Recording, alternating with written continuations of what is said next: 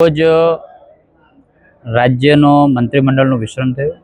રાજ્યપાલના હસ્તે મંત્રીમંડળના શપથ બાદ આજે બનાસકાંઠાની જેનો ગુજરાતનો ઈશાન કહેવાય એવા અંબાજીના પવિત્ર યાત્રાધામની અંદર અને બનાસકાંઠાની અંદર પ્રવેશ કર્યો છે.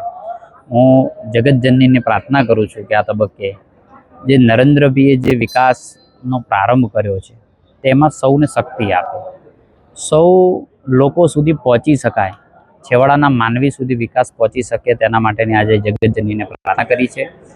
સૌ ધારાસભ્યો અને મંત્રીશ્રીઓ પોતાની શપથ લઈ અને રાજ્યના ભલા માટે જે કંઈ કરવું પડે મુખ્યમંત્રીશ્રીના માર્ગદર્શન હેઠળ એ કરી રહ્યા છે.